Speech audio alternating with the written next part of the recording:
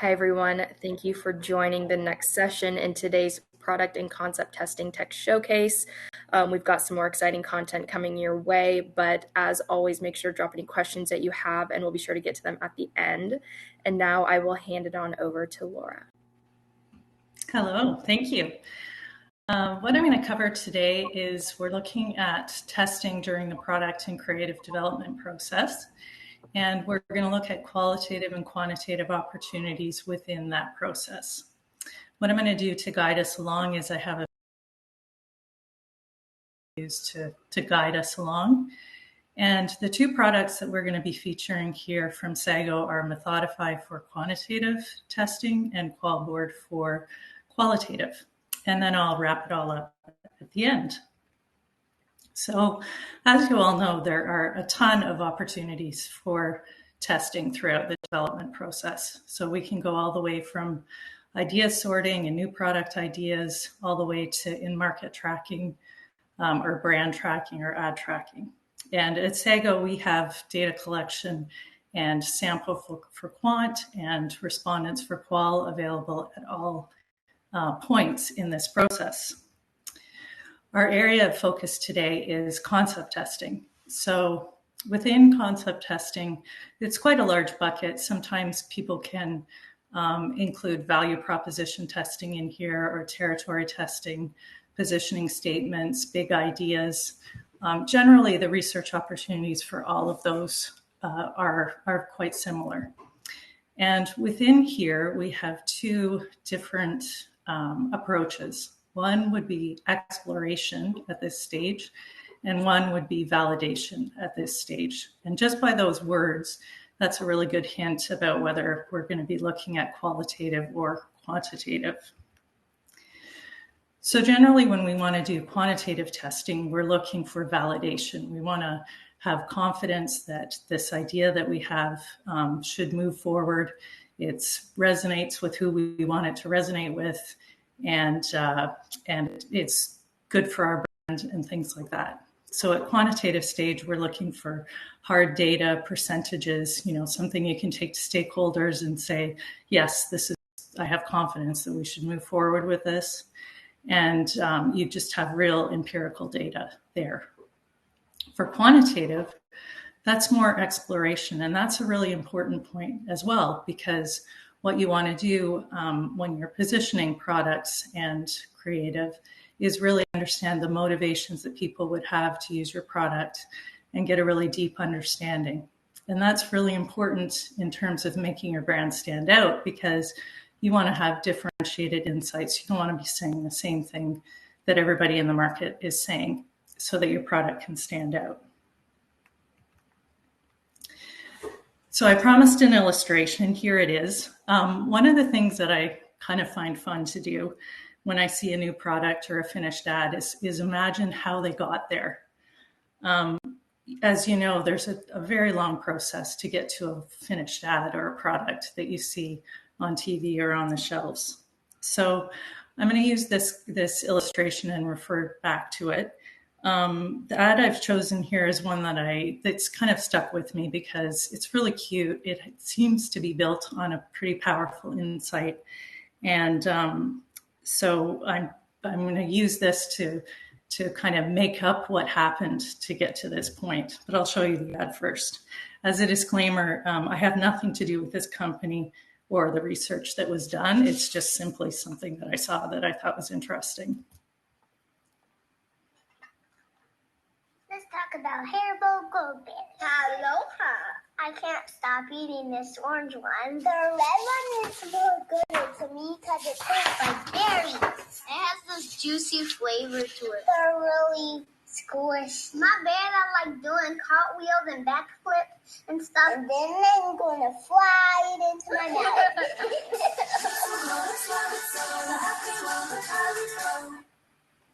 mouth. Okay, so that's my illustration.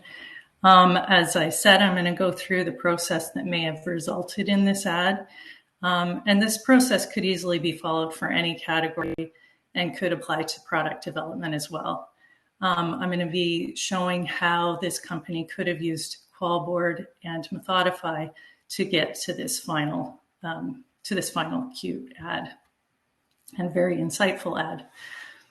So what I think might have happened is that this company, Haribo, might have been doing online focus groups with parents who bought gummy bear candy for their children. Maybe they were doing focus groups to find out, how they could communicate with these parents better to get them to choose Haribo over other gummy bears or other types of candy for their children. So the focus group may have covered their journey on how they first heard about Haribo, what made them buy it in the first place. It could be a pretty standard focus group for a brand exploration.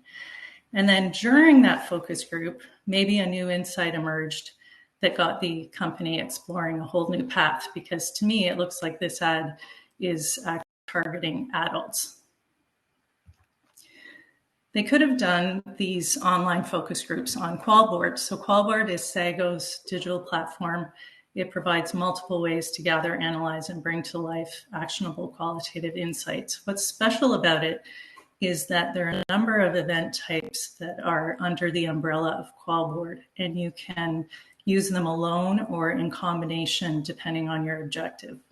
So all within the same system, we have discussion boards, which are like bulletin boards. There are crowd surveys, which is essentially a very powerful type of focus group where you can have up to 100 or even more participants all being moderated at the same time. There are lifestyle diaries, so this would be a recurring event, maybe daily or a few times a day, so that respondents can record how they're feeling at certain points of time in a consistent way, so that the same questions would be asked again and again. There's a video interview event type, so that is online focus groups and interviews. We also call that Qual meeting. And there's a quick poll event type as well. So you see there's a whole suite of event types to meet research objectives. There are also some AI-enabled tools to help moderators probe for insights and get a head start in analysis. I'll give you some examples of that in a little bit. And there are collaboration features that engage stakeholders throughout the process. So here's kind of the interface for the online focus group. Imagine we're doing this online focus group, and what happens is you would tell us who you want to talk to, so who you want to recruit, and they would be invited and they would arrive at the appointed time. We have it all set up so that it has features that you would see in person. So in a facility, so there's a waiting room where participants go first and they're not admitted until the moderator wants to admit them. There's a back room for observers. So observers are invited to a back room kind of scenario where they can have their own private chat and they can send notes up to the moderator, just the same as in a in-person focus group. And what online research lets you do is talk to a much more geographically dispersed group of people in a shorter period of time. And you can do some really interesting things within it as well for collaboration. One of the things, for example, is this idea of smart clips. So we have this feature where when the group is going on, if an observer or the moderator hears something interesting, they just click the smart clip button, they give the smart clip a name, and that's saved in the media gallery so they can go back and see those insights. So imagine that they were in this online focus group and somebody said something that could have sparked an idea for how Haribo might be able to talk about their product in a bit of a different way. And what you can do is once you have these smart clips, you can very easily edit them down and be able to include them in a presentation to show stakeholders to really give bring the presentation to life. Yeah. I actually buy gummy bears for myself. It's a nice little treat, and it reminds me of my childhood.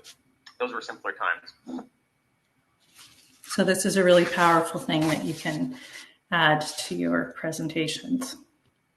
So the product team might have said, the creative team might have said, that's a very interesting insight. Maybe we should be targeting parents. So what they would have wanted to do then is validate that with the new target.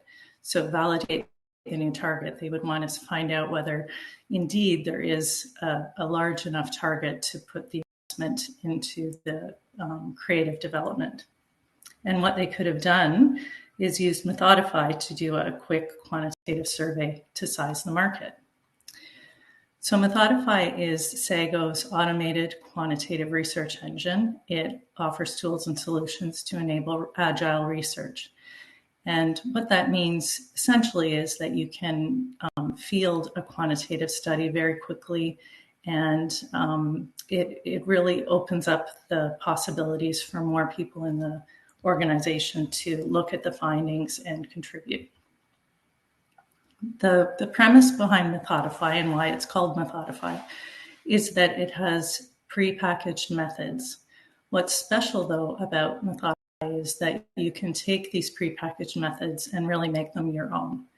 So there is a concept test, there's a finished ad test, there's a tracking capability, there's a max diff ability, there's a messaging test, digital experience test, and value prop test. You can take the Methodify base tests and change them any way you'd like, and then save them as your very own method. So you would have a method for your company to use. So for example, you could take the concept test, the standard concept test, and look at the brand attribute list and swap it out for the brand attributes for your own company. And that's a really efficient way of having your company do concept tests, because then all you need to do is upload the stimuli that you want to test and press go.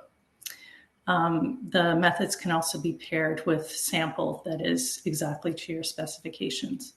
So I'm going to talk about the concept test in a minute. For now, I'm going to talk about Survey Builder, because the other thing that you can do with Methodify is build your own survey from scratch. And that's what you'd want to do in this case, because you want to validate that enough adults are interested in gummy bears.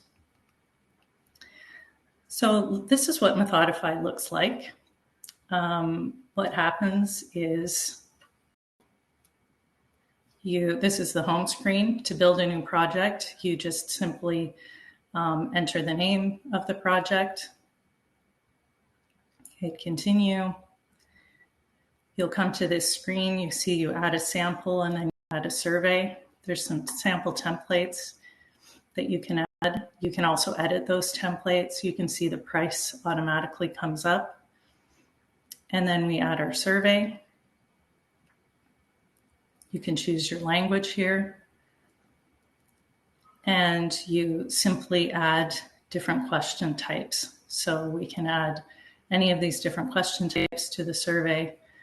There are Methodify questions. So there's a standard kind of like-dislike question in there.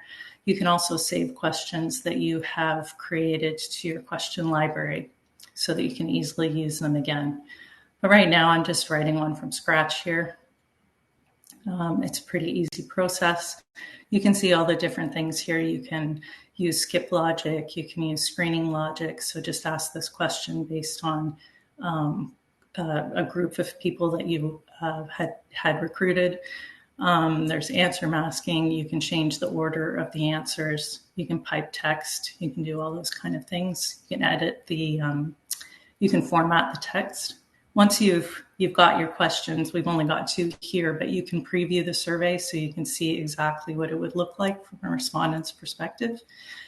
We did add the samples, so the sample questions are here up front. You can test this as many times as you'd like.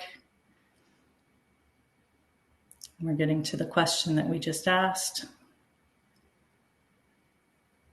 And then that's the end of the questions we have in there. But you could hit previous. This is obviously a respondent can't do this, but you can. You can hit previous so that you can check your skip logic and all that kind of thing. You can copy the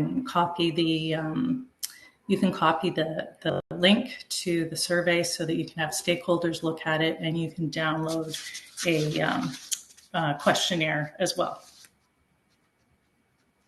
Once you launch your survey, you'll begin to see the results as they come in, and I'll show you an example of that in just a minute.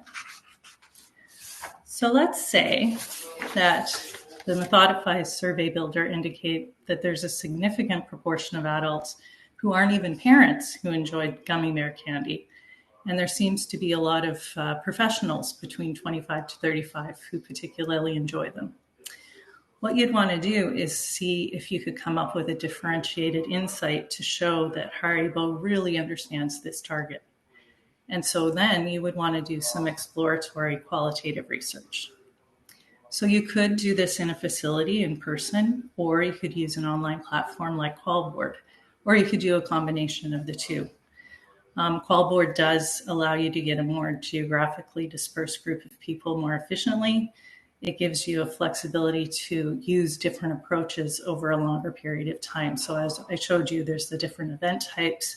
For example, you could keep respondents for a week and ask them to commit to participating for an hour a day, so they can really immerse themselves into thinking about the category. And you could have them do different things. You could have them do some video interviews with you, do some diaries, do some discussion boards. This is showing, this is looking at the platform. So this is showing how easy it is to add an event. So these are the different event types as we showed. I'm just showing here how we can add a diary event. Let's say you want the participants to record every time that they are eating candy and how they feel. You choose the language. There's over 30 languages supported in the QualBoard platform. And you say how often you want the activity to repeat, so that the people that we've recruited for your QualBoard will get a notification every time you want them to do the diary. And then you add the questions. There are different question types. I've put those on the side, an example to show all the different question types. We're just going to do a text question type here. And what I want them to do is upload an image that describes how they are feeling when they're eating this candy. I'm requiring media because they have to upload a question. And then the respondents will all get a notification to complete their diary, the respondents that have been recruited. Now, all of those images that they upload are tagged with AI so that you'll be able to sort them in analysis later on. Some of the other things that we have built into the background that help speed to insights, because as we know, clients want insights as quickly as possible. So when moderating, we've included this feature called suggested follow-ups. And that actually puts a star beside things that the AI is suggesting could be followed up. And that's based on the syntax of the response and whether it feels like it's complete. And then moderators also get these handy follow-up suggestions so that they can very quickly get through all their participants and get them to follow up and make them feel, have some good positive reinforcement. We also have some analysis tools built in. This is what the dashboard for the project looks like.